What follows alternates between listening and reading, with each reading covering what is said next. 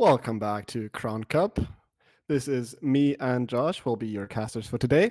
And there's something different about my picture, if you have noticed the beautiful crown on my head. Um, because we are now going to be crowning, well, not now, but we are now starting into crowning the Crown Cup champions. Wow, what a word. What do you think about that?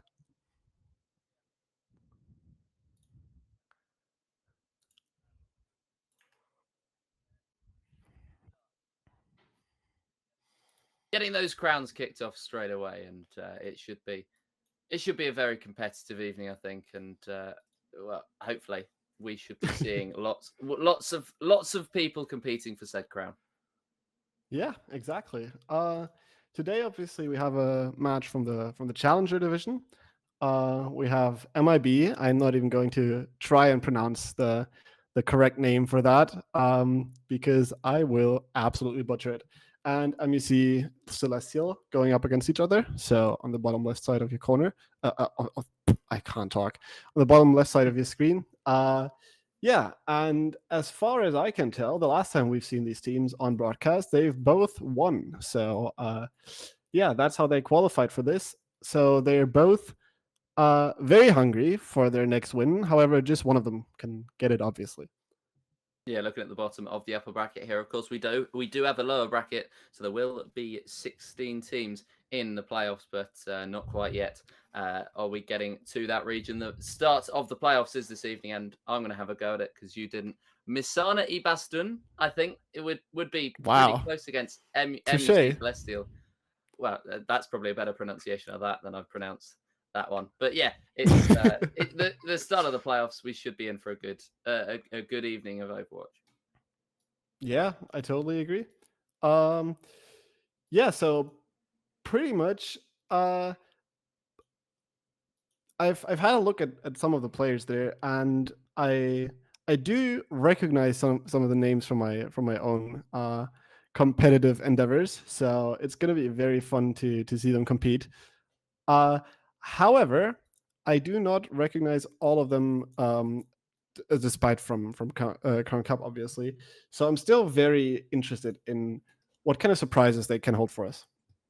Yeah, it will be some very good surprises. Of course, this is actually my first Overwatch broadcast, so getting to learn these names, and I'm not quite on the level of these players quite yet. So yeah, it should be a learning experience for everybody involved, I think. And well, we have, well, yeah, it's going to be interesting.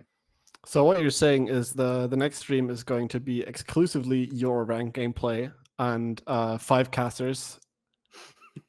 Please, that would be great. All I'd be right. Yeah, looking yeah, forward yeah. to that one. Yeah. No, so am I. Anarchy, can we get that on, please? Like, that'd be incredible to watch.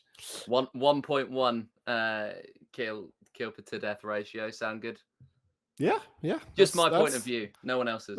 yeah. No, that's totally fair. I totally agree. This is what we should get going. So, getting back to this game, even though I do think your rank gameplay would be very entertaining. I'm just looking at our little cheat sheets for the teams here to give you some more information. Uh, Looking at the maps and for the map pool, I'm pretty convinced that Lijiang Tower is going to be the first map pick, as both of the teams have it listed as their favorite control map. And who's going to blame them? It's probably the best control map in the game. Uh, yeah. However, it's going to be interesting to see MIB try to bring out the Mauga Rush if they do, because it's said to be their favorite comp, but I am not quite sure if the Mauga is the best character for Lijiang, but I'd be very happy to be proven wrong. Yes, and well, we will see, and they'll be going into it with these five players. Kaloma, Necton, Zane, Nian, and Battle Gnome will be fighting it out for this team, and well, the other team, which we'll get to in a minute, has a duplication, I think, of a couple of different players. But yeah, it's Tracer, Junkrat, Doomfist, Lucio, and Baptiste will likely be the players. Well, those are the most preferred players for those on Missarna Bastun's team, and it's going to be it's going to be an interesting one if they do end up going with that lineup. How they end up fighting their way through it and just trying to take control of the first map.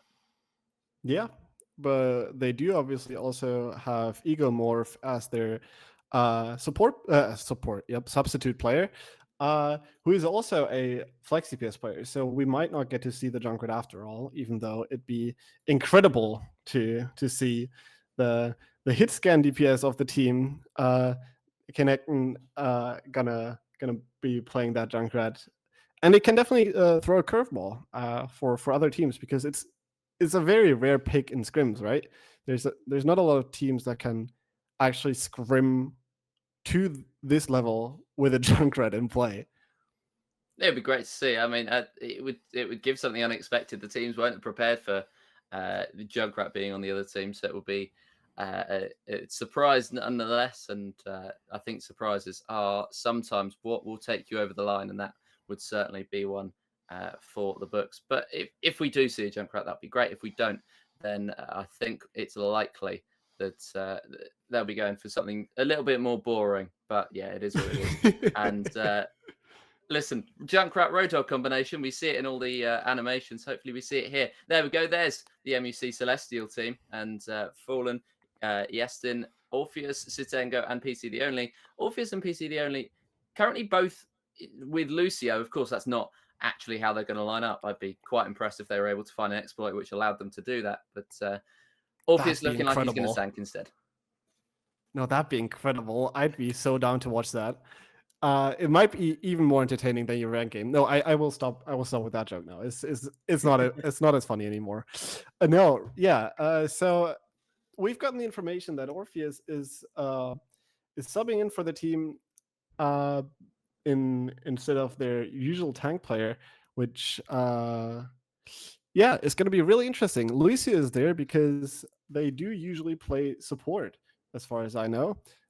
So yep, they insisted on having Lucio on the broadcast. There is no fault with that. I love that character. It's super fun to watch. Probably not going to be Orpheus playing though. Playing Lucio at least. Well, I'd be surprised if it was. Super fun to play as well, Lucio. And if they did have 5 Lucios, they'd be unstoppable. They wouldn't get any kills, but it would be really exciting. They'd be very fast. Yeah. God, wow, that'd be so fun to watch. That takes me back to some good old Overwatch 1 6 tracers on Volskaya Industries attack. Those were the days. Oh my. Yeah, well, I don't think we'll be seeing that amount of chaos in this matchup today, as this is also obviously Challenger Division. So we do expect to see some coordinated gameplay out of these players, obviously.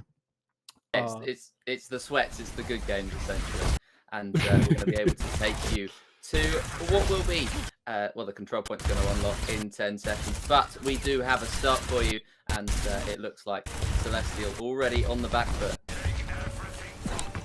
Yeah, we do have a small issue with the quality right now. I'm sure that'll get fixed right away. Yeah, really just a lot of poking going on right now. Yeah, poking, prodding, trying to get their way into the fight, and just looking like Celestial are going to take the early advantage, but are they going to be able to take the first points away? And these can always be the crucial points that win you the matches, and just getting that advantage early on and putting the other team on the back foot is exactly what you want to do. And it looks like at the moment they're going to do that as they get the first chip percentages off. And yeah, this is a great start for them. Yeah, great first fight. Not really much to say about it. Just better aim on the side of MUC for this first fight. Very impressed with how all the different players were able to hit their shots on this long range. Soldier already going low for the side of MIB. Yeah, going low, and it looks like they might be going for a central attack, which would be just throwing themselves into the face of it, which I respect, to be perfectly honest. And they're just gonna try and go full face into the center and try and attack using brute force rather than any strategy at this point. as it ticks up to 40% and almost halfway there on this first point this evening on the control map. And it looks like this strategy might not work when they're just trying to go and brute force. They've just been wiped out again almost, as there's just a couple of those players left, and those are the Tracer and the Baptiste, which aren't providing that much opposition to the Celestial team. But it's a very, very good start for Celestial. And just having a look at the players that they've gone for, a little bit different. And well, unfortunately, there's no Junkrat on show here. I'm sure we'll get there very soon. Just talking about the bans real quick, we have Venture and Ball banned right here. We've used two ults for MUC Celestial this fight. So this fight is getting very expensive, but they seem to be winning it out anyways. They only had to use the Ram ult the fight before. However, Zane is popping that right now and might actually be able to turn the fight. Yeah, might be able to turn the fight, but it does look like they've got the early advantage. They maybe use those ultimates up early on just to get said advantage. And at this map, that is what is the most important, because you want to get on the front foot. Getting on the back foot and trying to counter-attack onto the objective is pretty much impossible, I think it's fair to say. Just trying to get onto the arena, onto that map, and it's 1-0 to the Celestial team. We're ready to go again, and it's a little bit more of an open map, this one. Yeah, I am very impressed by MUC Celestial showing right here on the first submap there. Very diligent with their ultimates as well. Just being able to win fights with just one ultimate, and then like having this pillow to just fall back on for the more important, for the bigger fights. Very easy, but very difficult for MIB to go up against. There's the TP coming out. I expect the Tracer swap. There it is. So yeah, we now see the Resta against Ramatra. Very interesting. New kind of matchup. Not that MUC really did have to switch anything up from my POV, but let's see how this goes. Yeah, they didn't necessarily need to switch up in terms of what they were doing at that point, but it's a little bit of a different map, so of course they might have needed to. But at the moment, it looks like MIB are going to be the first team to pick up those ship points, which worked so well for MUC Celestial in that first little round. And we're seeing Missarna at Bastun hit back here as MUC Celestial back in the counter attack, trying to follow through as a team and see if they can take anything off of this group at the moment. But at the moment, it's very much this map in control by Missarna Bastun. Yeah, PC the only just got caught out very early that last fight. Very difficult to live when your Lucy is just that far out. And as I'm saying that, PC the only dies again. Wow, that's a very important pick right there. Both supports dead for MUC now. Yeah, both supports dead, which is going to put them on the back foot. They're not going to have any of that health regeneration, which means that that run and gun is going to have to do what they do. And the Orion goes down in the center, or the Orisa even goes down in the center, and that's going to be a huge blow to them, as the only player really in contention there is the Tracer. Not enough health to take on all 5 of the Missarna Bastun teams, and all 5 of the Missarna Bastun team, and they're going to attack again as a team. I've liked their regrouping strategy, but it hasn't quite worked out yet. But they try and go in with as many players as they possibly can, and well, at the moment not quite working, but it's going to work more than everybody going in at different times. 70% now, so we are almost 3/4 of the way to the second point on the leveled up game. Yeah, definitely. There's 2 ultimate coming out right there, trading that Deadeye for the window. Very, very unfavorable trade right there. Kitsune coming out as well. And this is just MIB winning the next fight again. This is probably going to go to a 3rd sub-map. Though PC the only gets the massive boop kill, sliding around on the skyscrapers here, but I don't think it'll matter too much. Nice. I'm not sure if it is going to matter too much. Just trying to get it done in overtime, and they managed to get that final kill off. But the Tracer just providing a little bit of difficulty. That's a great shot off. Wow. Just to wipe out Sitengo, and that could be what decides the game. Just that headshot that wiped them out before they could even have the opportunity to counterattack. And it's 1-0. Missarna Bastun level up. Yeah. They just they just don't look as cohesive with the Orisa on the field. Even though Yestin got a lot of trades there, but it's just not good enough if the other team is of the caliber of MIB, being able just to kite out and regroup and re-aggress with ultimates there. So yeah, I do think swapping back to the Ramatra is probably the right call for MUC Celestial. Yes, it's. I think it is the right call for them at the moment, and well, they're about to get going and attack once again as they're let out of the gates. And this might be the most crucial point that we have. We're heading back to again going back into the center, but this time it's the center of an outdoor space, which is just it's a little bit different. I think when they had that indoor space of the first map, you could really see how important it was to get on the front foot early on. Now that they're on the it's a little bit leveled up, everybody is a little bit more neutral, and Tracy's just getting a few pop shots off there. And crucially, one of the Celestial players on the objective, as everybody just a little bit distracted in the early stages, and it looks like they might be able to get this one off. Indeed they do, and the percentages start ticking away of MUC Celestial. Yeah, back on the Ramatra comp, and instantly you can see the results. They just look so much more dominant.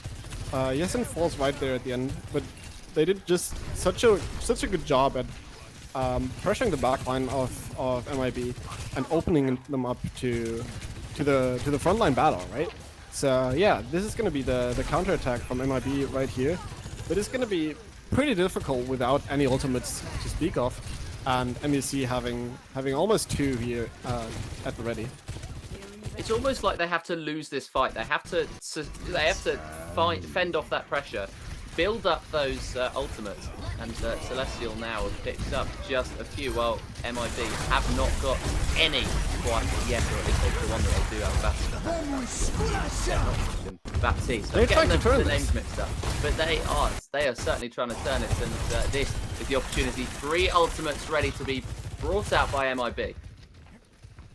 Yeah, I don't know if I agree with that beat, but yeah, we'll have to see if the overclock or the Ramatra ult is going to be enough for this push. Yesen goes for a pulse bomb there, but it unfortunately does not connect for MUC.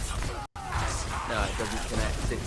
It's difficult. I don't think that Lucio ultimate worked at that point either. And I think this might just be enough to take another point back for Celestial. They've done well when they get on the front foot early on. When it's a little bit more of a level game like that second point, then MIB have been able to fight back. But as it stands, 84, now 85 for MUC. And it looks like they're trying to push back MIB, not even allow them anywhere near that point in order to just avoid going to overtime.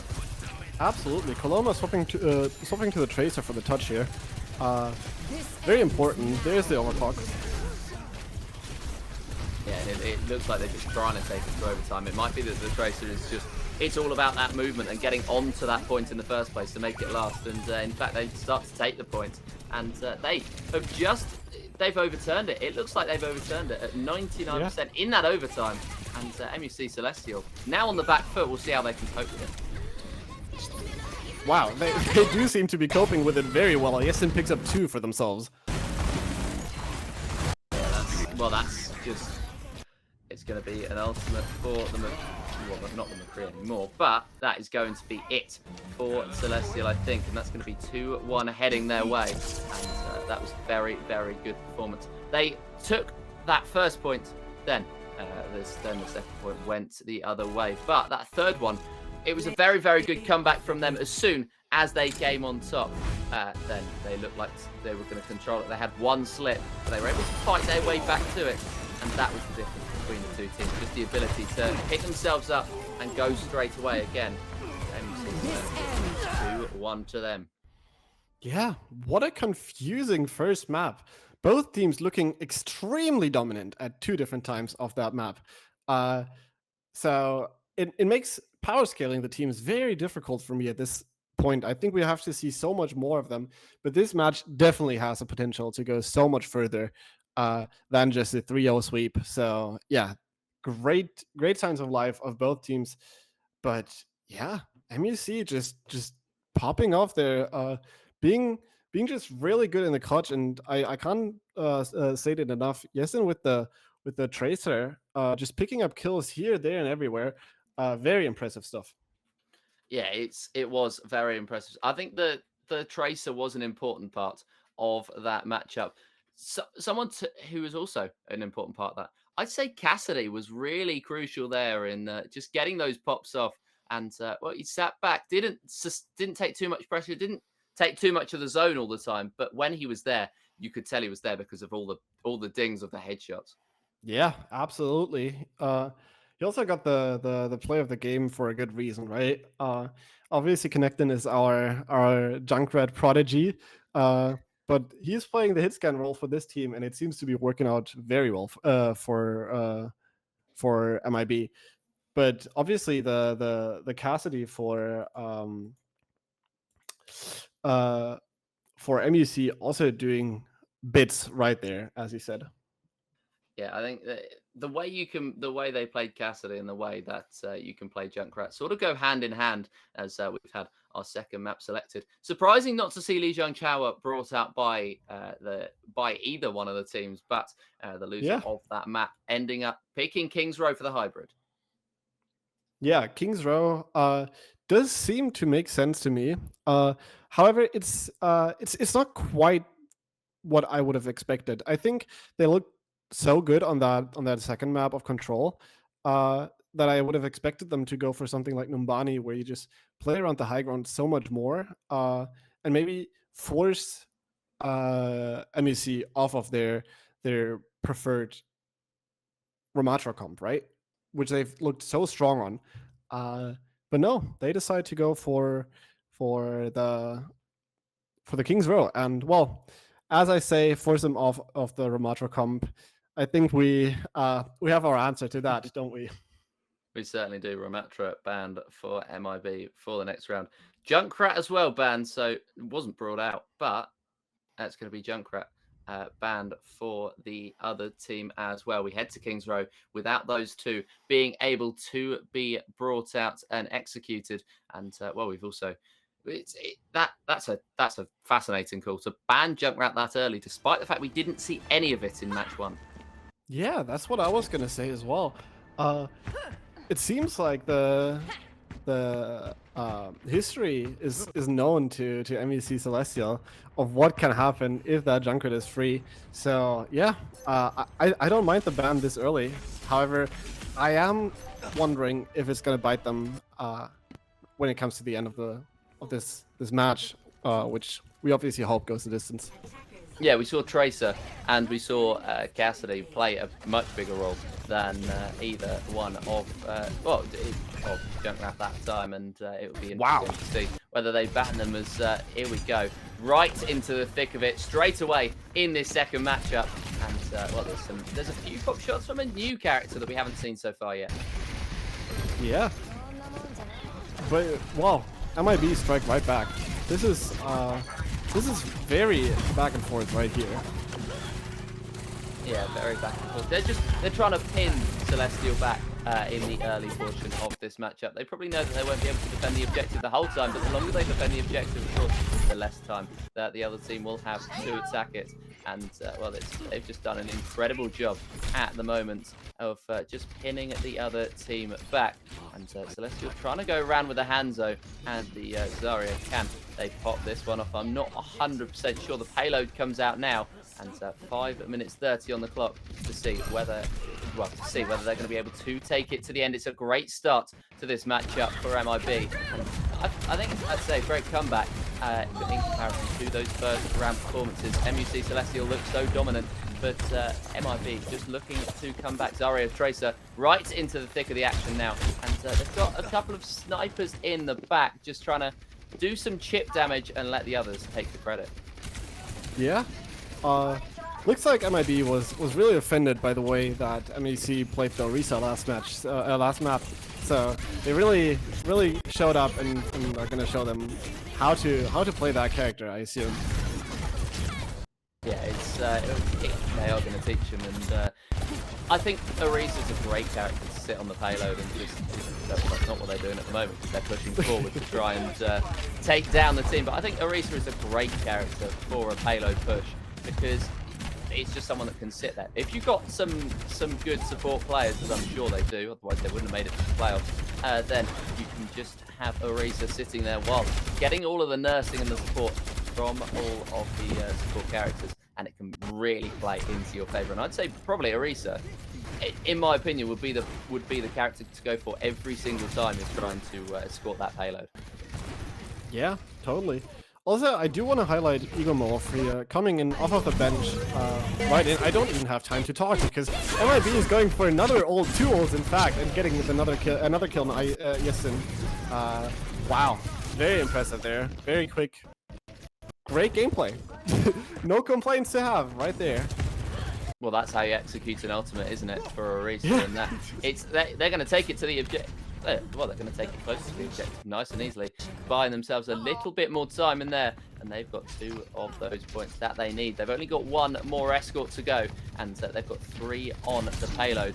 So it's going to have to be, Celestial are going to have to take them off the payload. That is the long and short of it, and I think they're doing a great job at the moment, not only of holding onto that payload, but also distracting them, coming from behind and just trying to get that chip damage off, distract them away from that payload, trying to make them lose focus. But it looks like MIB are going to escort this payload, maybe not right to the end just yet, but they're doing they're going a very long way in doing so. Yeah, this is going to be a very difficult hold for MUC, right? 4 minutes 20 on the clock is a very long time for just this tiny amount of meterage that they have to go still. MUC did swap over to the Orisa, so we do have a mirror match right here. Yes, it's going to be, they're going to try and come back now, and could this be where they get the kill? If they do, and that's going to be all of them wiped out, barring the Orisa, who's going to get pushed down off of the map. That is a way to kill them. It's a lazy way to kill them, but it's a way to kill them nonetheless. Team kill popped off for Celestia, I believe, the first team kill of the match, and that's a great time for them to do it when they were coming under all sorts of pressure, and they just sort of pushed back. Yeah, Aegis is looking very clean on the Sojourn so far. Very impressed. Probably going to open up with the overclock, or at least going to mirror it for against Coloma here, unless they do decide to go with the blade for Yestin. Yes, we will see what ends up happening as there's a couple more ultimates coming out. This is a big play, and this is a big moment in the matchup. As can Celestial retake that advantage they had in the first round, or is it going to be MIB who end up on top of the 2 stacks going hammer and tongs at it? And Sojourner comes out on top. This could be the match, again. Pretty much the match, as they are just doing so incredibly well. Aegis once again trying to counter for Celestial, and just not quite getting the aim, but doing a very good job. It's Yestin switching to the Genji for the end game, and it looks like the quicker moving characters are going to be what's going to win this. Tracer in matchup 1, and they're hoping that Genji's going to do it in matchup 2. Yeah, good kiting by MIB against the Kitsune Rush coming out from Sutenga, right? But they do have their own now and are going to push in with that. Yeah, they're going to push in with that. The ultimate from Hanzo coming out and wiping out a couple of the players, but not quite enough of the players to dominate them. That will be Aegis getting that kill off again. And Celestial once again looking to try and pressure. There's only 1 player on the payload with just those 3 meters to go. This is the last ditch stuff for Celestial as they try and defend. Almost sitting there. What a play there. Lucio with the boom and wiping them out at a crucial time of the matchup. 1 minute 51 to go, and they've just wiped them out. Yeah, we are usually not showing the match chat, but I do agree with Nien there. Wow, nice, good job, PCDLD right there with the boop, just saving them the map potentially. And now we're down to 1 minute 30, which is an incredible hold. Already 3 minutes past. Yes, that was an absolutely incredible play at a crucial time, and the way that they've managed to pull that one off in the dying moments, that's what they did to pick up that 3rd map in that first matchup, and they're going to try and do the same thing here. The ultimate from Lucio, not quite as effective as they would have been hoping for, and still Celestial on that on the payload and managing to push them back. Huge shot from Aegis to get the kill off. He's definitely been the MVP of this second matchup, trying to counter-attack, and it's working. Yeah, overall, the DPS for MUC are just too clean right now, even though Egomorph and Coloma have been doing so well for themselves too, but it's just, this third point is so difficult to crack. Yeah, very interesting to see just how they will approach this this last fight, probably. Yeah, they were only 3 meters off the payload at one point, and now it's getting pushed back ever further. This could be the final fight of the match. And Coloma goes down. Yestin getting that great kill off. Arisa trying to go for the ultimate for MIB, but it did not pay off. And he got knocked down in pretty efficient style. Final couple of moments then. They're going to have to try and take this one to overtime. But Celestial with a counter-attack. This is how you defend a payload. And they are doing incredibly. The hammer coming in at the final dying moments. The hamster ball coming in to try and challenge and try and keep this match going into overtime for as long as they can. Ultimate coming out for Genji, just trying to get those pop shots off, trying to get those final kills and trying to relieve the pressure on the rest of the players. Genji gets one down and they may well get another Coloma push back. And MIB pushed back off of the objective, what could be the final time. Wrecking Ball still on the objective, having to pull off, but this is great teamwork here.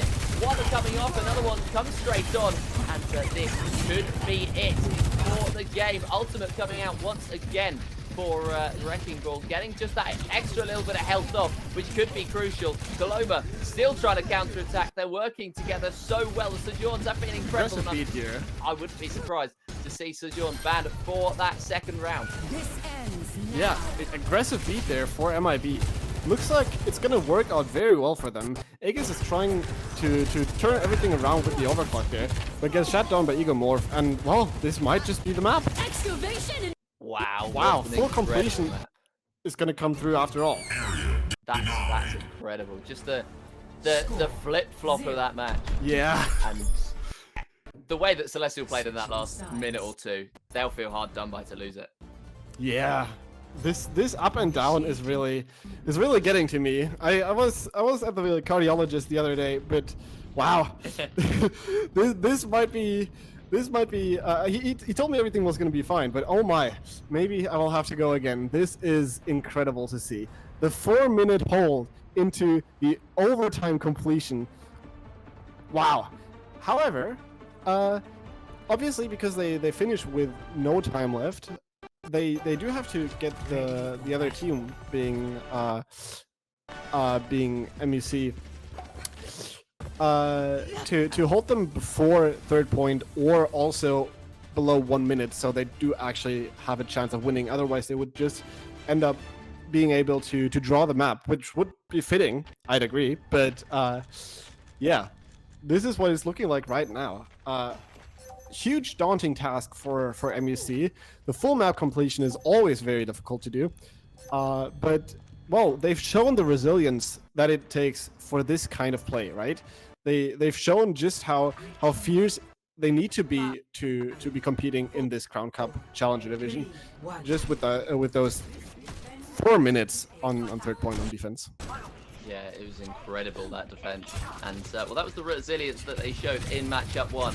Just the ability to continue to fight back, and it was actually on the final point that they ended up winning. So where they showed that resilience for the first time. The second time it was shown in the first round of this. It was not successful, as I'd say the resilience was a little bit too late, but that's some incredible play early on, just to put MIB on the back foot and Celestial very much on the front foot. The Immortality Shield is going to work out though, and that is going to be a team kill for them just to kick it off, and MIB soaking up that pressure. Yeah, these fights are so quick. They just start and end so quickly. I barely ever get time to analyze any of the gameplay, because Egomorph just goes in and kills 2. That's what it feels like, definitely. It's just literally it's flying in between battles, and it just feels like it feels like this is a great opportunity to watch some incredible high-quality matchups as Genji slips around the side. Can he get the kill off? It's going to be a very good play, and he is going to get just well, just enough damage for his team to feel that pressure lifted off. And this is going to be where Celestial, I think, take that first point. It's going to be Orisa on the point, though, just trying to challenge it. Well, Orisa versus Orisa. And I think we've got 3 huge contenders for those being knocked out after this second round. I think Orisa's been a huge player in this one, and that could be almost Orisa down. Shield played out, though, and MIB all back on the point. They've taken the advantage once again. And yeah, MIB taking that advantage all the way back. That's a huge kill on Aegis. And while Celestial charge up those ultimates, it feels like MIB are still very much on top. Yeah, Zane is a braver man than I am. Wow. Just looking death right in the eye as the Orisa in the chokehold there. But wow, I guess I've been proven wrong. He's doing very well for himself. Just staying alive there is massive. Going for the ultimate now. Yeah, going for that ultimate. Is it going to come off the Baptiste even on the zone? And it is going to come off. Genji down, and still the defenses are successful for MIB. This looks like it's going to be a very difficult one for Celestial to overcome. And yeah, MIB managing to get that objective off to start off with. And Celestial haven't really had anything on the attack, although they've been great at defense. Yeah, I definitely agree. And it's the time is ticking down. We're at basically 1 minute now. This is getting very dicey for MUC to even get a point on the board for this map, let alone win it. Yes, it's getting very difficult at this point. I think the way this game is going to be won is on defense. They were able to defend in those first few points, which is why they are currently at 1-0 up. MIB are doing incredible defense here. Celestial put up a great defense, but it was just that little bit too late in the first point of this attacking objective. And this is nasty. This is just incredible stuff. Yeah, all of those first picks, it's so difficult for MUC to get on the board, and when they do, they usually just end up trading, which is just not going to be enough against a team like MIB. No, it's very much not, and especially at this point, when they're going to have to go on the attack and get that payload off. But there's 10 seconds left to go. Egomorph with the huge pops down, but it's actually going to be enough. That Genji play getting the double kill off, and Celestial aren't going to quite be able to pull it off, but they are into overtime, even if not in normal time, as that play from Genji switches it round. The payload needs to be escorted, and they've only got 2 minutes 25 to do so. Yeah. Wow, very impressive. Unfortunate that we didn't quite get to see the double kill by Yes in there. But it really looked like it was over with the first picks coming out from Coloma and everything. But somehow MUC just end up pushing through, and it's very fitting to what we've seen from both of these teams so far, that this map is not over within just a 3-0. Yes, it's definitely not easy for either of these teams at the moment. They're well matched up, and that is exactly what we're seeing right here. There's a few plays still coming off as they are pushing that payload back. RMIB, they've got 1 minute 40 to defend it. As well, the opportunity early on was all in the favour of MIB, and well, it just looks like they're going to pull this one back. And they might be able to level up the series in general with a great performance here. Aegis right in behind, getting those heals off and attacking at the same time. This feels like a well-balanced performance from Aegis. There's so much damage coming off. He's on fire, and you can see exactly why. Yeah, I was wondering if Nian was going to beat that, but I do agree not to pull the beat there. It's just too dangerous if you're up against somebody like Aegis, who's just going to headshot you out of the beat, Ajaxing and just depleting your ult bank for nothing really. Yeah, but very difficult to win that fight. However, we do have a lot more ultimates on the board now for both of the teams, and you see, obviously still with the heavy ult advantage, probably going to open up with the Kitsune Rush here. Yes, you think so, and well, they're gonna try and defend it. 30 seconds left on that payload, and a kill off on that Baptiste, which is going to take out a little bit of those heals, it means that they're not going to be able to have the opportunity for the immortality that they so sorely needed at this point. Great play here. Are they going to be able to pull this one off? Go digging under, getting wiped out. And, well, it's still the fight on for MUC. They're going to contest this one right to the very end. Great play from Egomorph just to keep this one, keep Celestial down and under. And MIB looks like they've taken this point. The Hero Blade coming out! Let's go! I don't think it's going to be enough. No, it's not. It was a great play. It was well timed, but unfortunately did not pay off. And that is going to be, I think, the point going their way. But no, onto the point. Last second, Doomfist getting the slam down. Ultimate coming out from Orisa and from Baptiste. And that is going to be that, I think, for that point. So, wow, three people, four combo just playing into their favor. And it's all level here between Celestial and MIB. Just 4 people dead to Coloma again. Really, like, to me, it's like all of these players are just fighting for this MVP spot for this match. It's just so impressive. Zane doing so much, Coloma popping off like right after, almost going down to Zane, right? Not Zane. I mean Aegis. It's so incredible to just see how all of these players are just, well, putting up their absolute A game every single fight. I think it's fair to say it's a game at the moment. They are just fighting incredibly, but it's ebbing and flowing, which is exactly what you want in an Overwatch game. And we had ebbs from one, we had ebbs from one team, then flows from another, and it just felt as though MIB were always going to take that final point. Good push back at the end, but it was always going to be MIB's point to take and defend. Yeah, I was also wondering, how much of an impact do you think that Egomorph had coming in off of the bench, down 0-1 for the team, and coming in and just trying to win a map for their team, which they ended up doing?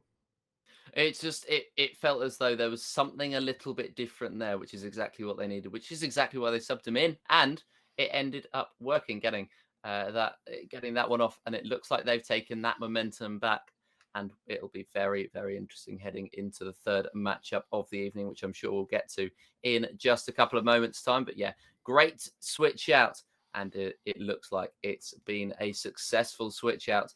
I want to get your opinion before we get the official confirmation on who's going to be banned for that next round, because it looked like there was a few contenders. Yeah, I agree.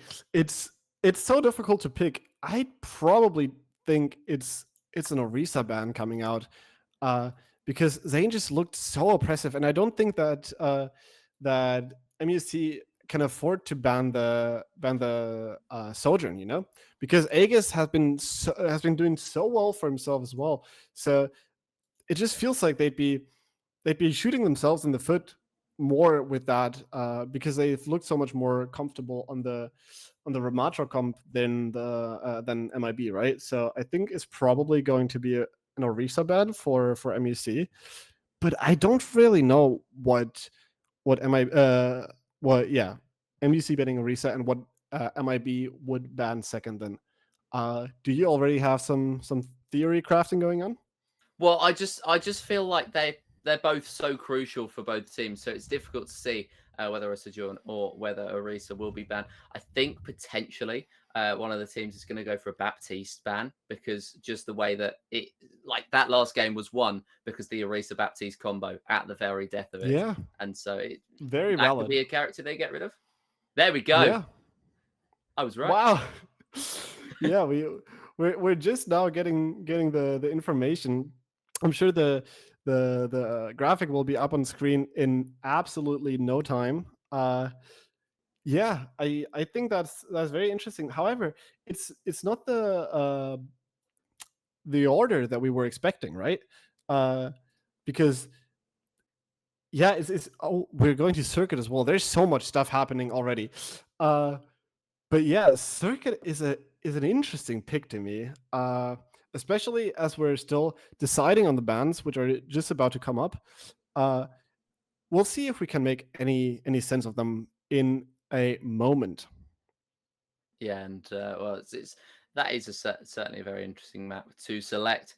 But of course, both teams will have to face it. So maybe they feel like they've got more strengths than weaknesses as they go there, especially with more and more characters being wiped out and being banned from their selection. Of course, we have Ramatra and Junkrat after that first map.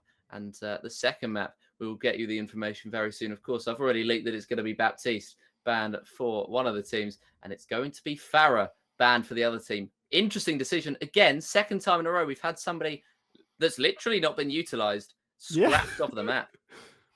Yeah, and also we were kind of theory crafting they would be MIB banning the Baptiste, but no, it's the other way around actually. And then the Farah ban also to me kind of just comes out of nowhere. Yeah, maybe it's just a protect ban for MUC. Obviously, they were banning first there, so maybe they just wanted to protect the Sojourn for Aegis or Tracer or Genji. But either way, it does not really make too much sense to me, especially when we're going to the Circuit Royale, because like the two routes that you can go on Circuit are obviously either you go full on poke heavy style, which is sort of the old-fashioned way of playing Circuit Royale with like long-range snipers, and you'd assume these players are flexible enough as to the point where they could just swap out if Widow for an Ashe or a Sojourn or a Hanzo. There's just so much variability, so I think that doesn't really change much for the ban. We are actually jumping right straight into it. I have to orientate myself for a second. Maybe you can take over here.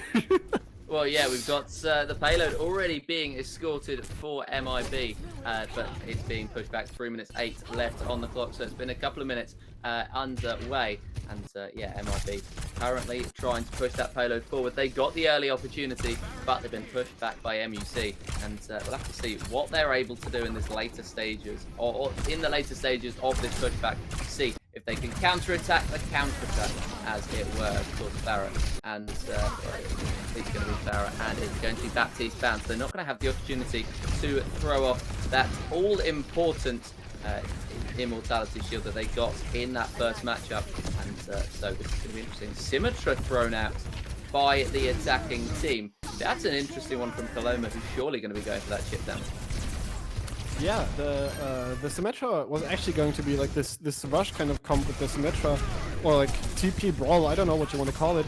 It's actually the second thing that I was going to get to before we got rudely interrupted and thrown in the map back quickly. But everything is fine. We love the action over here at Crown Cup, obviously. But yeah, it's also very difficult to play. It's just, you have to communicate it so well and have to know exactly what you're doing with the Symmetra comp. Yeah, you really do. Symmetra is going to be a big gamble, but it's someone that could easily pay off. Fun fact, I poured about 1,000 hours into Symmetra before I played any other character. So I don't know how I did that. This was back in like 2018. I think I just chose her. I like the fact that she could teleport, and I threw like 1,000 hours into her. So yeah, I want to be impressed, but wow, get help. However, MIB do get the first cap off of this Symmetra pick. Looks like they've been studying the pro play very diligently, and MUC go with this a little more conventional kind of pokey style with the Sigma. Although, as I say that, I believe Orpheus is swapping over right to the Reinhardt. So yeah. Don't even pay any attention to what I'm saying, because these players just do not want me to succeed. Well, yeah, it's sod's law, I think, as we call it in the UK. Is when you say something instantly, something else happens just because you wanted that first thing to happen. There's a couple of kills off there, Orpheus and PC, the only knockdown. This is an interesting fight. They've brought out the Reinhardt to try and push forward. That's going to be an interesting play, but Reinhardt also a very, very good character to use on an escort, and countered by Celestial. They brought out their own Reinhardt, just for good measure. Interesting to see Noah Reese has brought out this round. Yeah, definitely. There's a lot of ults being popped instantly here, but it kind of looks like that MIB are winning out this fight. with the overclock coming out from Connectin, who's been subbed back in. Still no Junkrat though. Yeah, well, I mean, yeah, it's a shame we haven't seen any Junkrat. I think Junkrat and Pharah look like they were or at least one of the teams thought that Junkrat and Pharah were going to be important in this one. At least that's going to be Missarna, who banned, in fact, Pharah straight away heading into this map, and you can see why, because there's so much aerial advantage you can take, and Pharah flying in, of course, would have stopped you. You say that the sniper sort of aspect works. I think Junkrat's more of a sniper, like a sniper version of Pharah. So I'm not surprised, but yeah, this is going to be an interesting matchup here with 1:55 left on the clock. They've almost escorted it, not quite all the way. Yeah, another deep TP, and just Orpheus falling down again. I don't know if the Lucio Kiri comp is enough to sustain this Reinhardt in this like very high damage from the Symmetra coming out, because there's just nothing to match it the way that another Symmetra would, right? Because they have the Mei, which usually you'd say give them an advantage in the Rhine versus Rhine matchup, but it just does not seem to matter as much as the Symmetra. Chroma picking off Yestin once again, and those deep TPs are just too valuable. Yestin also realizes that and swaps over to the Tracer. Yes, the Tracer, interesting one. Again, one of those that I wouldn't expect to see in a payload, but I think it does have a huge advantage. As this one appears to be differently played than the last one, of course, Orisa, and that's the huge aspects of both teams' games last time out, and both banned in this one, and so they're going to have to adapt that game, and the Reinhardt play is a very interesting one. Contested payload at the moment, 2 minutes 20 left, and they're about halfway through the final objective point, and they continue to push it forward as they try and push the Reinhardt back. It's so crucial to try and get that Reinhardt pushed back in this sort of play, and that's why they've gone for the Reinhardt versus Reinhardt play, just to distract, I think, from the main thing. Yeah, we saw Yestin trade that last fight. It's just so difficult. It kind of feels like that MUC are just scrambling to find anything that sticks against this MIB TP brawl comp. Yeah, it looks like they're struggling to combat, but having said that, there's a couple of kills up there, which means that Celestial are able to take the advantage back and push that payload just a little bit further back. But with 1 minute 30 left, you'd expect this one to get very close towards the dying moments. MIB have made it back to where the objective is, and they're about to lead in with the Reinhardt, who's the focal point of the tactical stage, trying to hold that position, sleeping Orpheus, which is going to give them a little bit of an advantage. Symmetra still being played despite the way that this game has gone, probably showing that you don't need it, and it feels like an interesting play to keep Symmetra in at this battle. Paloma gets the kill off on the Reinhardt, which could be crucial heading towards the end. Less than a minute to go, and MIB have managed to take advantage back and take that payload closer and closer to the end. Yeah, but they did use the Shatter there, whilst MUC still have ultimates to defend this. So it's not as clear cut as you might think. Orpheus trying to defend this high ground as a Reinhardt. Nobody on payload as we speak, but it's going to be very interesting to see if the Reinhardt battle is going to be won by MIB or MUC. But no, Aegis just takes down Connectin instantly. Yes, taking it down, the comeback, and MIB look like they're on their way to trying to hold this one, but they need to actually be on the objective, which is the 4 minutes or the 4 seconds even to go. They're pushing it towards. Can Celestial fight back with anything, like they have done on multiple occasions? What a fighter strike! What a strike there from the final few. Reinhardt's cancelling each other out. Orpheus getting the kill off. Celestial once again able to defend. Yeah, Celestial is just too good on those last minute defenses. It's incredible to see. 2 maps in a row now. However, it didn't really work out the way they necessarily wanted it to on King's Row, remember? So yeah, it's gonna be interesting to see if this map type, being escort instead of hybrid, is going to lend itself better to their way of approaching the game. as they don't have to struggle to cap this first point, because obviously that's where they lost a lot of time on King's Row, right? They lost 4 minutes. They took the entire 4 minutes to cap the first point on King's Row. So yeah, it's going to be very interesting to see if MUC can adapt to their quote unquote mistakes from earlier and actually push through to the third point this time. Yes, they're going to try, and they're going to try and see what they can do just to push through to these final points. And well, I'd say this one's hanging in the balance at the moment. Celestial and MIB so well matched, and this is exactly what you want from a playoff matchup. Celestial just with that defense, MIB going for the all-out attack. And at the moment, it's just not quite working for MIB, and MUC Celestial look like they're the team on top. Yeah, definitely. Orpheus back on the Ramatra now. Zane as well, right there to match him. However, Connecting is sticking to the Widowmaker on the defense. Very bold play, but I do love to see a Widowmaker play. Let's see how impressive they can be just with those long sidelines against Aegis and this. It's going to be an interesting one towards the end of it. Different tank coming out in this one. We've got one.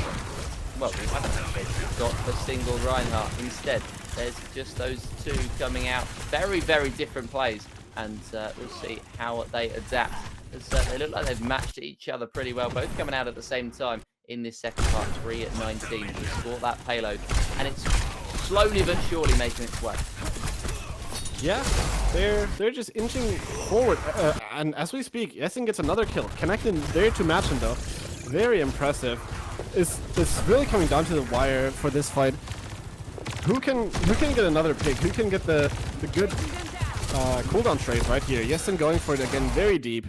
But gets out with it. Yeah, that's good opportunity taken. And well, this could be where Celestial take that advantage. It's just the one to go down, and then they can really push forward. But the more that one delays, the more that everybody else can push their way forward, and you can see that coming into effect now. All 5 of the MIB players have made their way back into it. It's hotly contested on this point.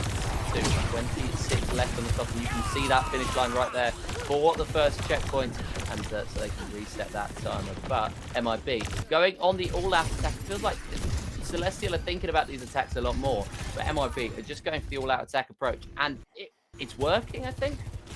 Yeah, very interesting to see there the old school way of playing this map, obviously with the pro characters, using the infrasight for the Widowmaker.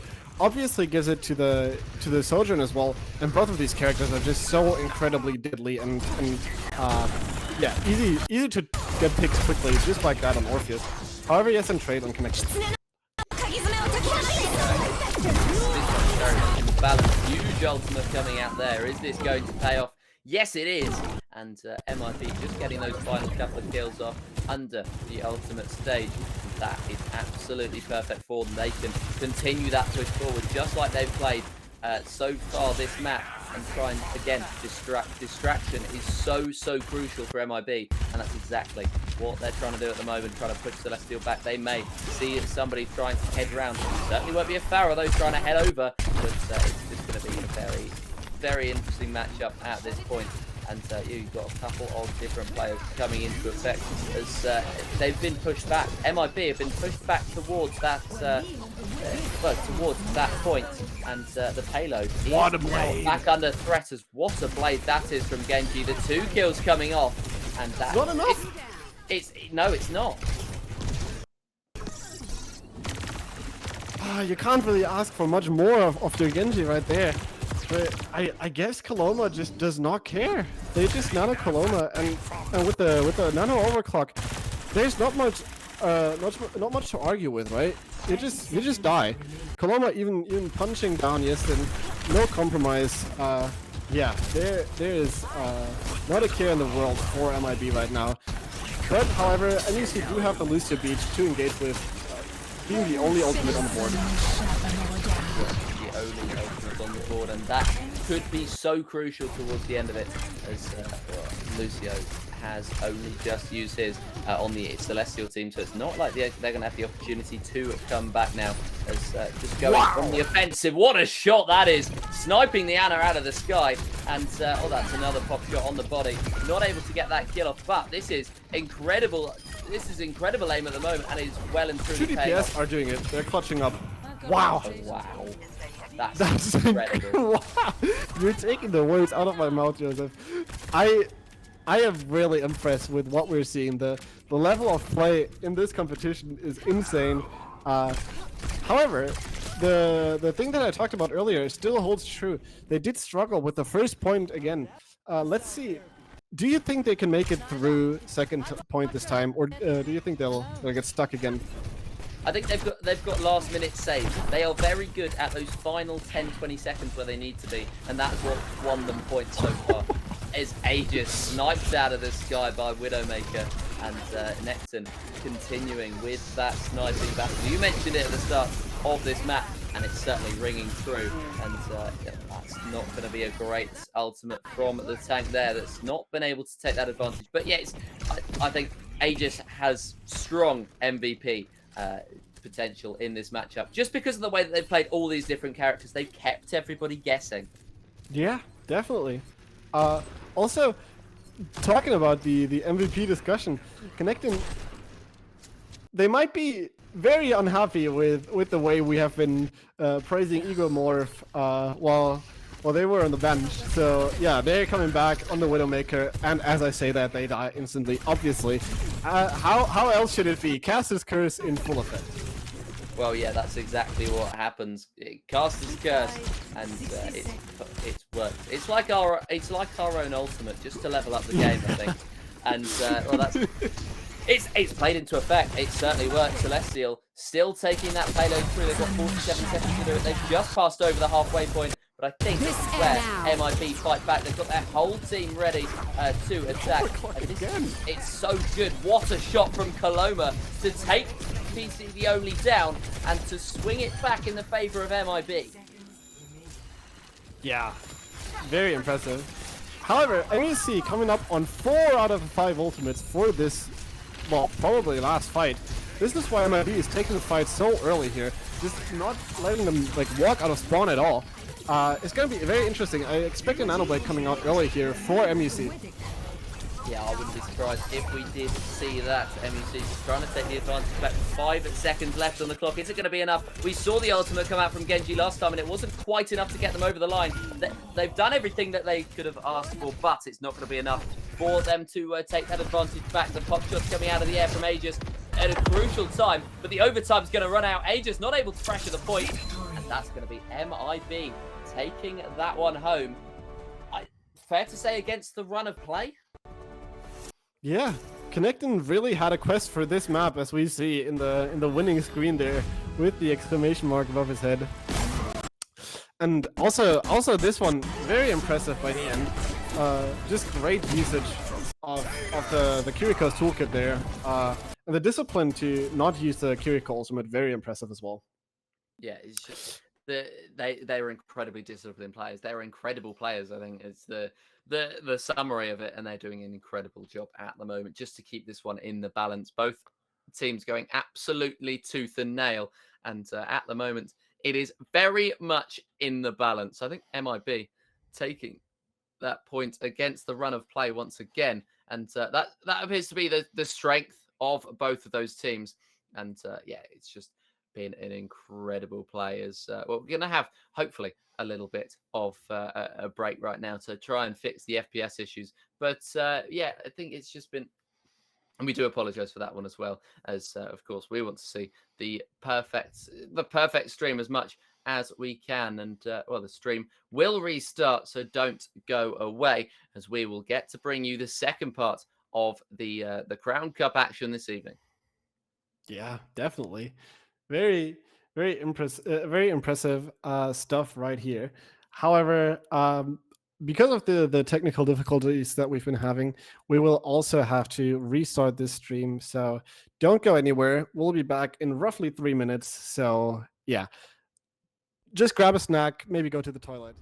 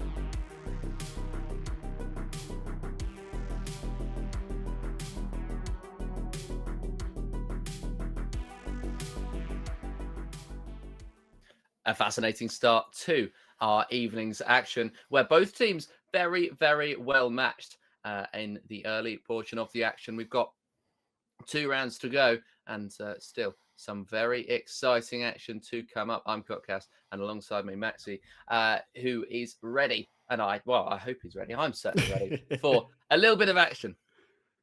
Yeah. Sorry again for that delay, for that break. We are very hopeful that we have now fixed the issue, so we can bring you, as Joseph said, hopefully what is going to be 2 maps. I'm praying. I want to see the 5 map banger in high quality as you're used to on this channel. Yeah, hopefully that's what we're going to get. I think it's going to be.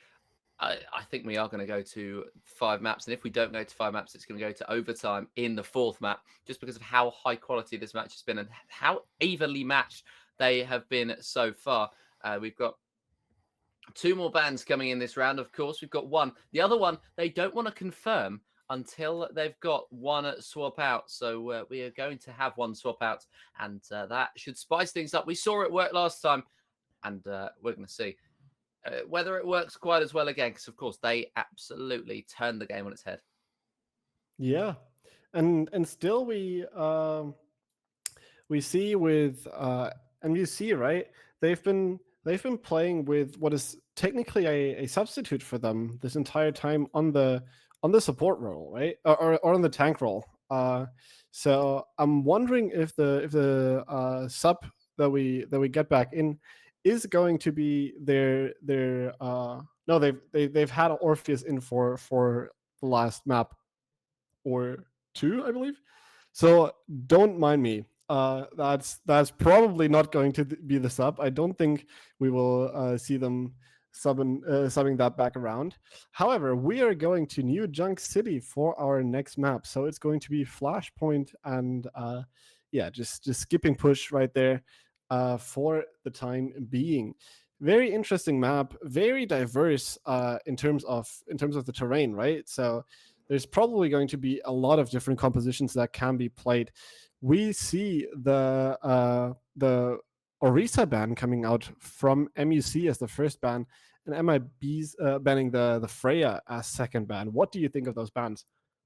It was only a matter of time before Orisa got banned. But how much Freya have we've seen a little bit? I guess we saw a little bit of Freya towards the end game there. Yeah. So it does make sense, and the Freya play was a very, very good play. I think it's fair to say towards the end of that one. But yeah, it's very, very interesting to see the Freya eliminated after not that much action involving Freya at all. New Junk City is going to host our Flashpoint point and what could be the first match point. And we have 1 team on 2, 1 team on 1, and that team on 2 could take it home. But honestly, I don't think they will. I think they've taken those 2 against the run of play, and I think it's going to be. I think a comeback is about to be enacted. Yeah, this game has been so neck and neck. There's no way that this just it goes to a sweep, and perfectly timed. Thanks to our teams for stalling out the time so we can get the stream back up and running in what looks like better quality now. So we have Egomorph back in on the Venture. So that was probably the swap that we were talking about. Yep, looks like the rosters are the same otherwise. So it's Venture back again. Do you think this is going to be a similar amount of difference maker as we've seen previously on King's Row? I think they're going to read it a little bit better this time. I think they know just a little bit what Egomorph is going to be capable of, just because that's exactly what they saw in the first round, and they would have sussed it out as that's going to be Zane down early on playing in that tank role. Couple Tracers coming out. Surprised that there has been no ban for any Tracers so far. And, it's been one of the most important characters so far, I think, in the development of this action. The first of 5, at least. It was very important to have a Tracer on your team, of course. Died down over the last couple as it was more of a objective, and Tracer you don't really want for those points. But now that they're fighting over a singular point, Tracer has been subbed back in, and they're fighting over said point, and it's a great start for Celestial, who've gotten already a third of the way to taking that point away. Yeah, I love. Oh wow, there's another kill, but they're already trading. I love the Cassidy adaptation from Aegis. So strong against both the Tracer and the Venture.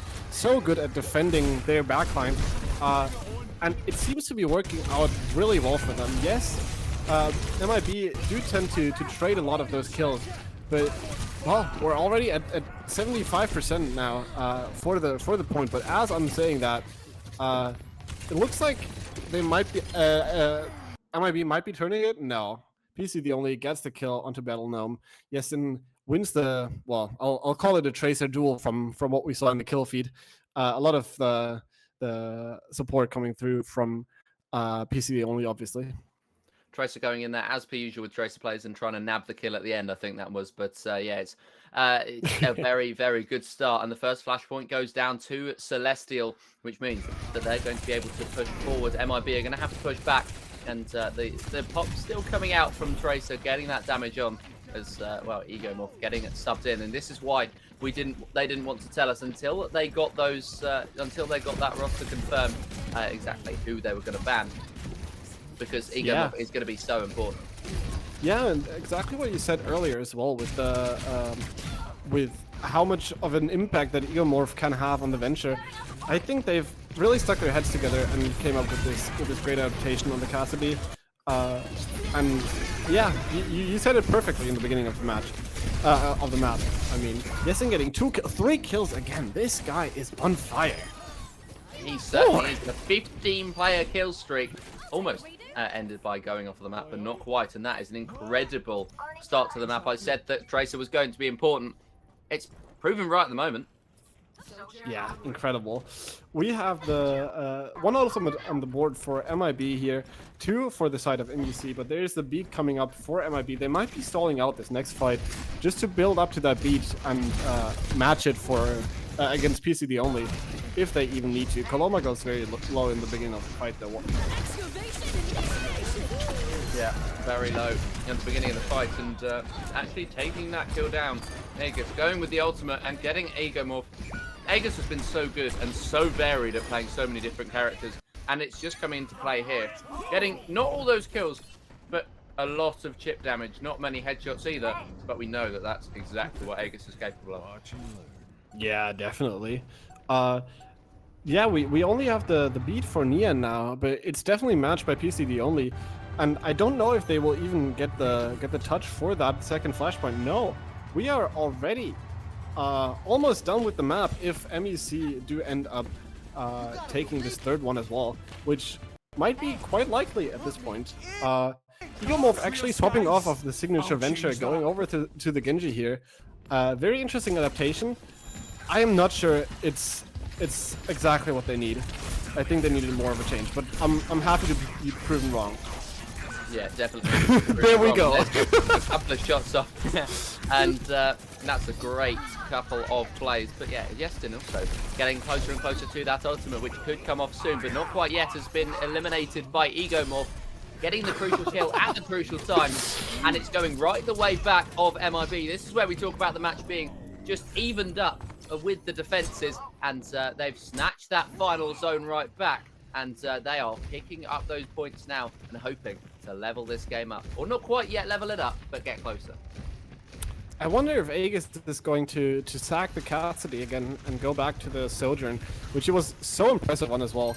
Yesin going for the pulse bomb, gets Egomorph instantly. Great first pick up.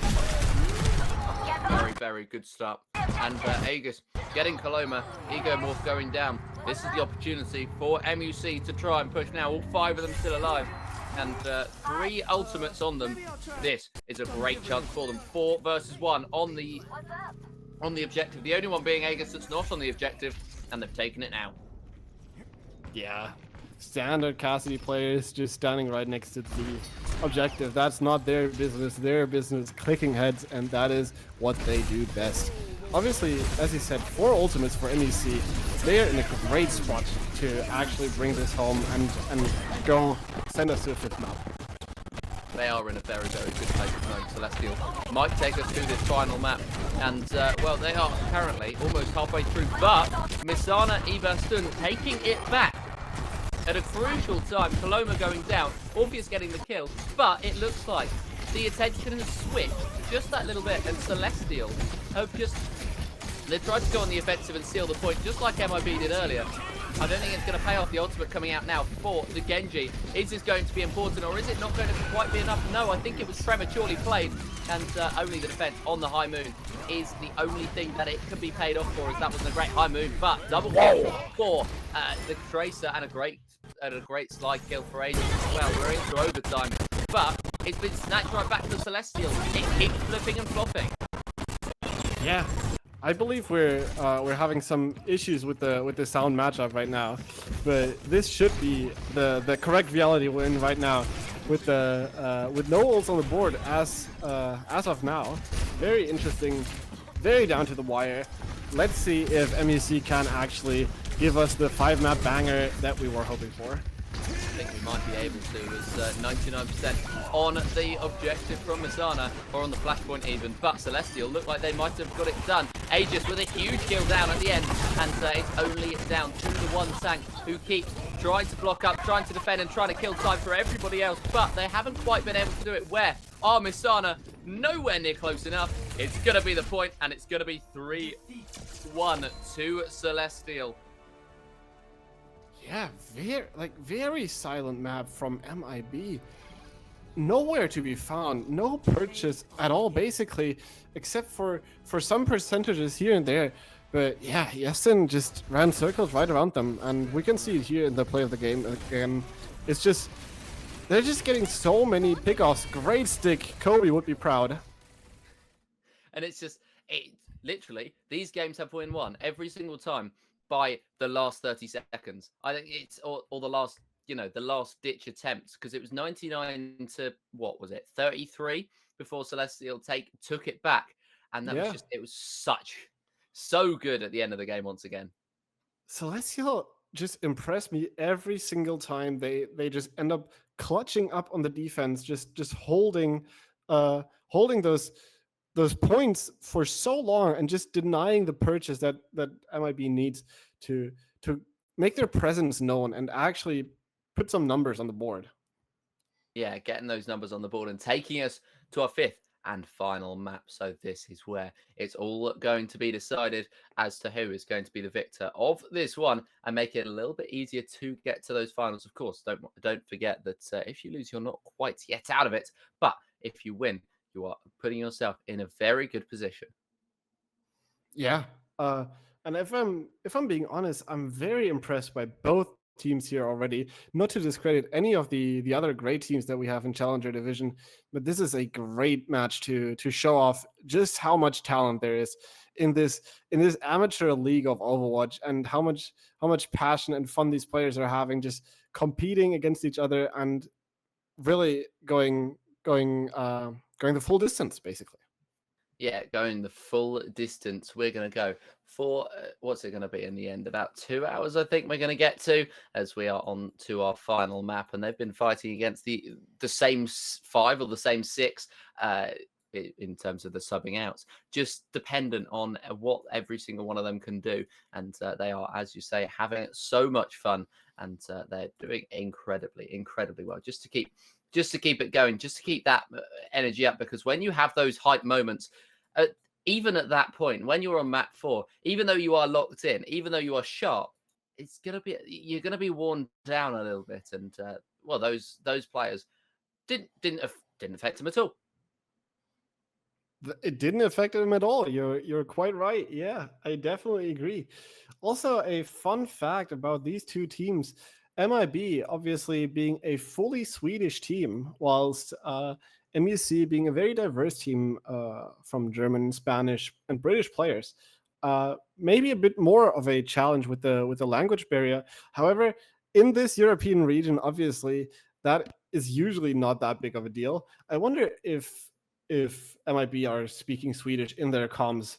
It's a shame we don't get to have a look into the communications for those teams. That'd be very fun.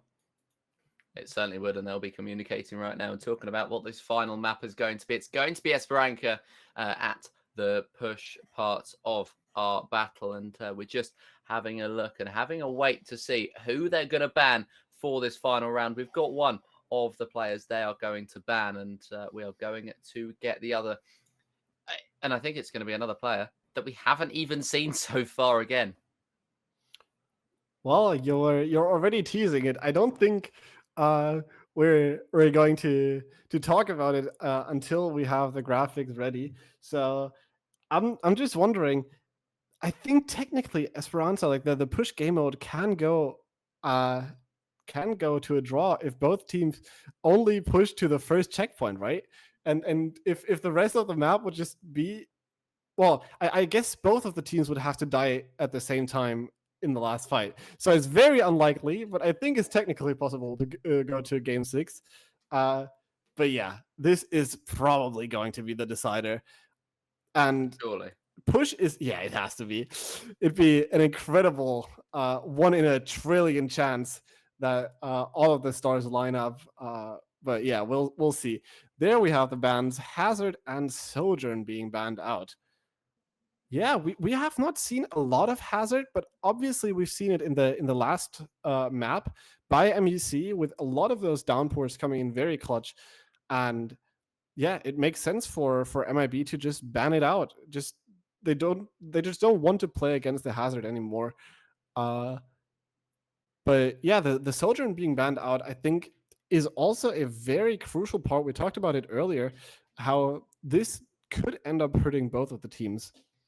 It's been a long time coming for Sojourn to go. Nobody wanting to yield, and eventually we have dropped Sojourn, and we are now down 2 at the characters you can see on your screen. Now we've got a Wrecking Ball coming out early on for Orpheus and Celestial. That's going to be an interesting one, and Zane actually matching it. So 2 Wrecking Balls in the final zone. This one's going to be fun. Well, as you finished your sentence, Orpheus obviously had to ruin it again, going over to the Reinhardt, now going over to the Monkey. Juked us both. Very well done, Orpheus. We're so proud of you. No, but actually, a very interesting matchup coming out over here. The Wrecking Ball against the Monkey, but both teams going with the Tracer here. Also, the Mei, very interesting adaptation from Aegis. Not typically a character that we see the more traditional hitscan players play. Yesin gets another kill within the first 30 seconds. Of course he does. I think the Tracer plays are going to be early on, and I think they're going to switch straight afterwards. But I think that Mei is here to stay, because it feels like that's just going to be somebody who's just going to camp on the objective and just get those points coming forward. It's going to be a very, very interesting way to see how it plays out. And at the moment, it looks like Celestial have taken that early advantage, and they're going to take that little bit of a push forward as Mei tries to soak up that pressure, getting the Wrecking Ball down. And Lucius, great play, and more going down at the hands of Mei and Lucio. That is a very, very good play. Winston coming in there to snatch it at the last second, but that could be what decides the early portion of this game. Celestial pushing forward now. Aegis just does not care about how small your hitbox is. They will just find your head no matter what. And now they already have their Blizzard up and running. 6% that they have left to accomplish here. And it's very impressive. They have already gotten the first checkpoint here. MUC being the team in the lead right now. I thought we were going to have to wait to see a Mei play, but we have not had to. And Mei coming out with an early advantage, and that has gone incredibly well for their play. Aegis just able to play anybody and do an incredible job of it as that huge kill. Aegis getting another 2, getting Ego Morph, getting Neem. That is sensational. And another one, Battle Gnome with the melee, and Aegis is going off. We are 64 meters to nil right now. That is not what you want to see if you're a fan of MIB. But we've seen them come back from worse. This is going to be very interesting. It's very down to the wire, but like Eagle Morph goes down again, and they don't even have the Cassidy to worry about right now. But Aegis on the Mei might be a bigger threat than on the Cassidy. I'll have to call it as I see it. It looks like it is, and there we go. There's the Wrecking Ball knocked down. Look at these shots coming off. Aegis has probably got the highest shot accuracy in this, well, has definitely got the highest shot accuracy in this match. A 10-play kill streak in the early part of the push as Mei is something that's pretty much unheard of, and still getting those shots off now. I wouldn't be surprised if it's something along the lines of a 60-70% accuracy.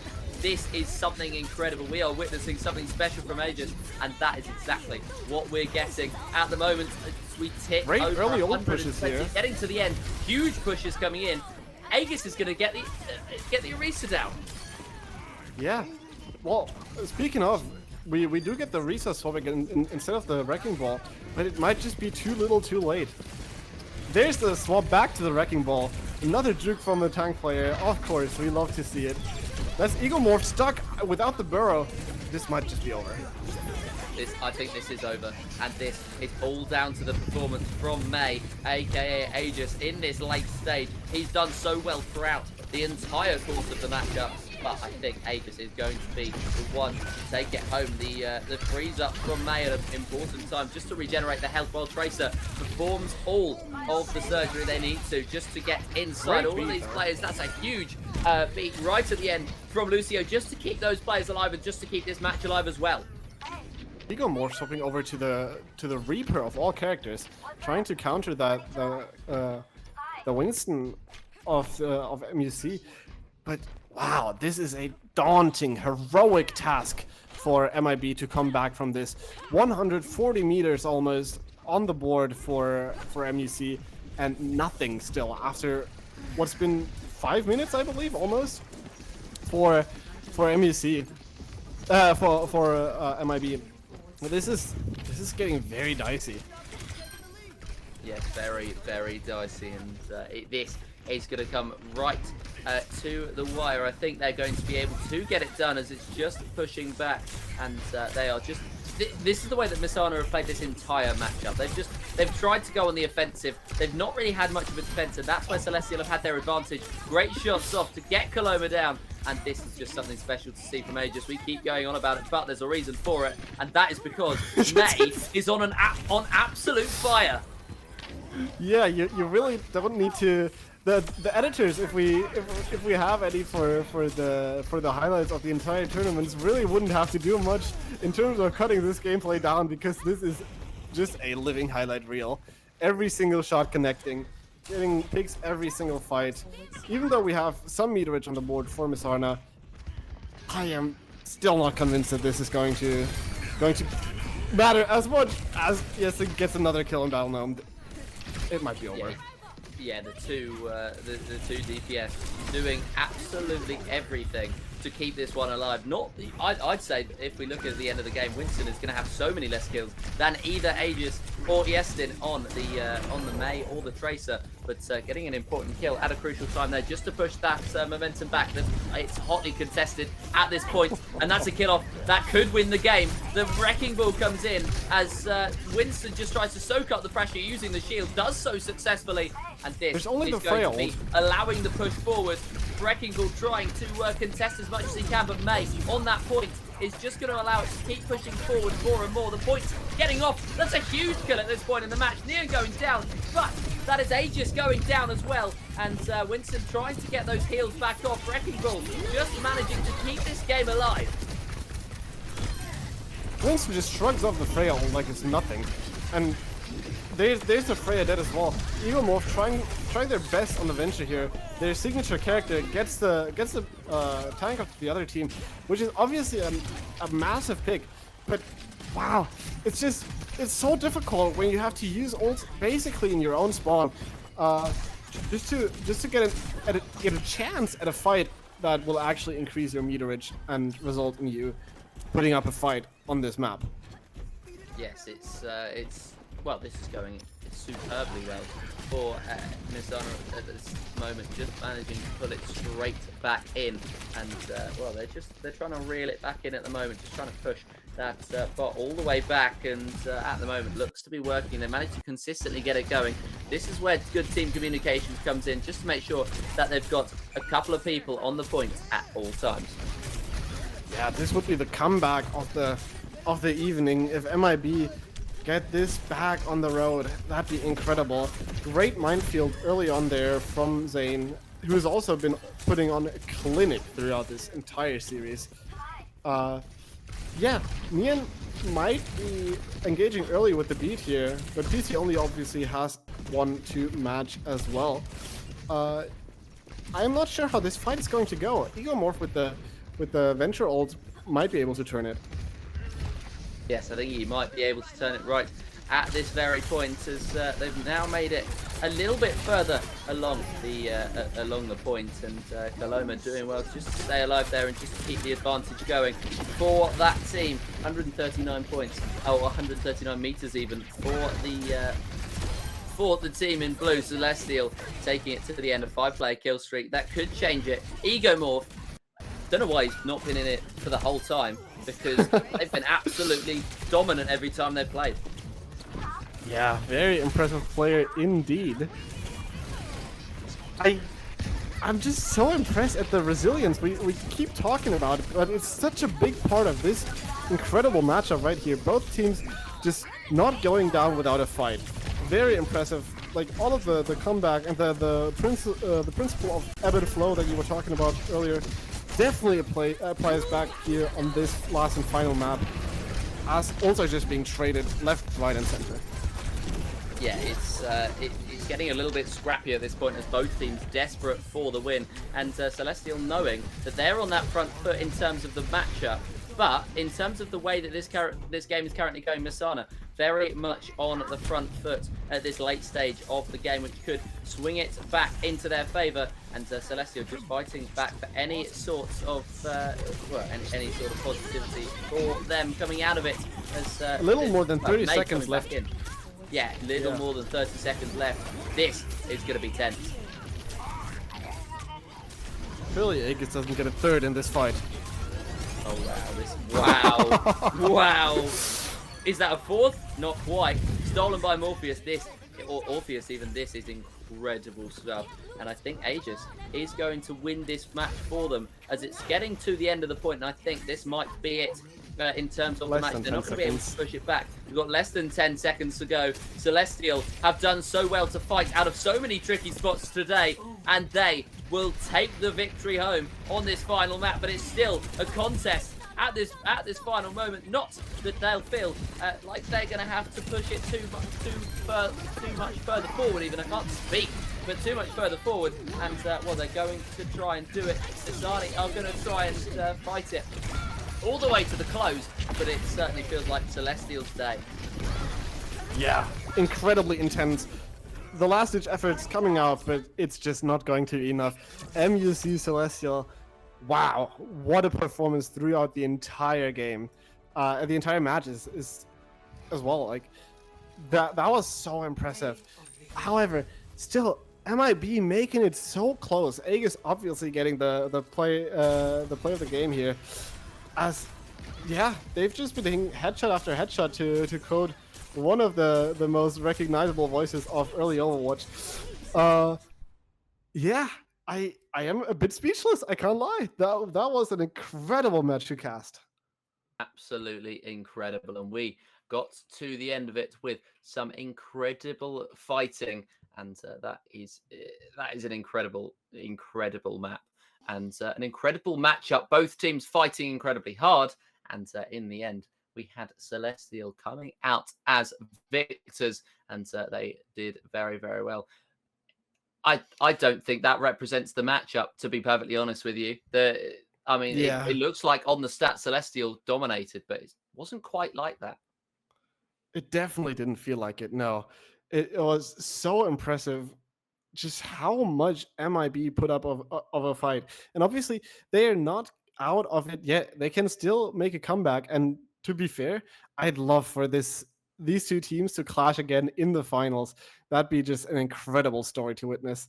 However, we obviously have another big part to end the stream off with, a major decision for who gets the MVP award for this match.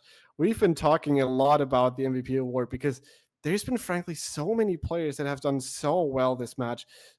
The tank players, the support players, the DPS players that we've highlighted so much, but really, I think there's one player that stood out the most. Do you want to do the honors? It's got to be Aegis for MVP. I mean, there's no real there's no real argument you can have against it. I mean, he was just absolutely incredible. 123 eliminations. I'm And that sorry just to sums it interrupt up. you. Well, no, it's perfectly fine because it sums it up perfectly how dominant Aegis was. Not even as a tank. These are tank stats for a DPS. Yeah, incredible. 123. It really felt like 1, 2, 3, just hitting headshot after headshot, just with incredible accuracy on all of the characters that they've played throughout this entire match. I mean, we've seen that on the Freya, on the Sojourn, on the May, on the Cassidy. What can't this person play? This is, yeah, and 165 healing done per minute. That's an incredible. No, I'm joking, but yeah, and then the low death rate of 5, which is not too bad for Overwatch, especially in such a close game. Yeah, great MVP, very deserved in my opinion. Yeah, and it's the double deaths to the kills ratio that was the crucial point. The 11 deaths or the 11 kills to the 5 deaths, which is Yeah. the difference today. Yeah, wow, this was an incredible match. I'm really excited to see both of these teams progress through our bracket.